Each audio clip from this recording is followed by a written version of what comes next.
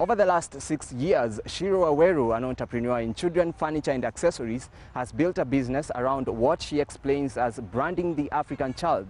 She joins CNBC Africa now to tell us her story in business this far. Ciiru Waweru, the founder and chief executive of Funkidz, is an old hand in interior architecture and fashion design.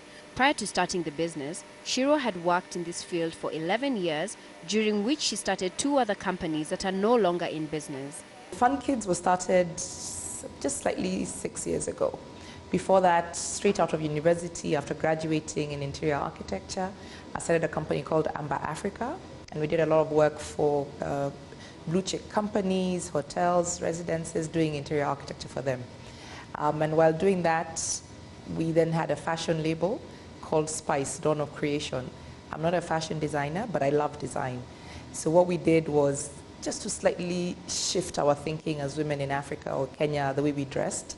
So we went out on a limb, entered the Kenya Fashion Week, not being fashion designers, did the most number of outfits, but it did make people understand and recognize that design is big, broad, has huge potential, and the brands both did very, very well.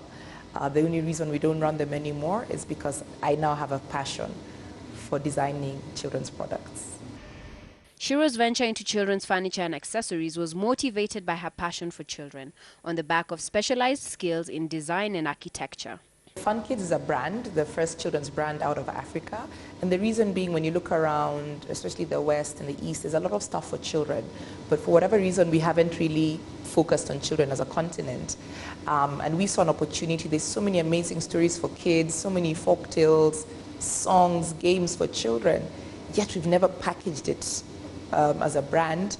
Most of the images we see about children from Africa are always starving, dirty clothes, barefoot. But there's so much more children from Africa can share with the world. So we decided Funkidz will be a positive brand telling stories for children by children from Africa through design, which is what we do, animation, technology, education, just so we can shift the narrative a bit about children from Africa. As a value addition aspect to the business, Ciiru uses the accessories and animations to teach complex concepts to children of ages between 6 and 16 years. We also have a tech program for kids where we teach children from age of 6 how to literally make things with their own hands.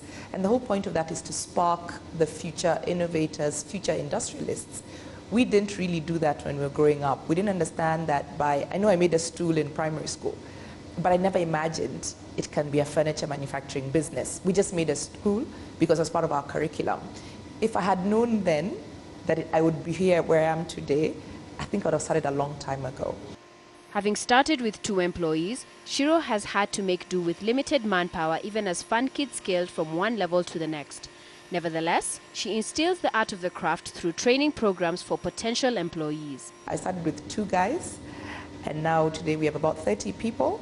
And of the 30, we are now started the first training program ever, because again, there's a lack of skill sets, lack of proper carpentry, joinery training schools in Kenya or on the continent. So we've taken the challenge. We have our first group graduating, and of them we have 3 ladies for the first time ever. So for the last 6 years, it's been me and men only at work, and now we're changing that. We're going to have women carpenters available in the market very soon. Another key challenge for Funkidz at the beginning was the lack of access to markets. According to Ciiru, the market perceived the quality of her products with a level of distrust at the time. At the beginning, it was a bit of a challenge because the conception or notion that made in Kenya is not good. We've had a lot of people come and say, we'd love to meet the owner of the business, yet it's me. They're like, really? We thought it was a foreigner. And I'm like, no. They're saying, how come? Your stuff looks good. People say it can't be you, we must go see where you're making it. I'm like, it's either you believe us or you don't. So we've been trying to change this.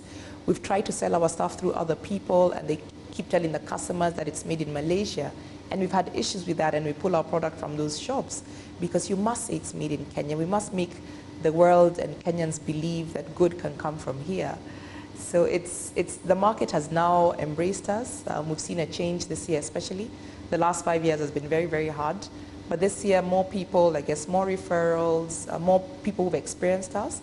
And for us, the market is not Kenya. Our market at the moment has been East Africa. Within 3 years of our business, we're able to start exporting, which was good for us. And it's growing. We actually cannot even meet the demand at the moment.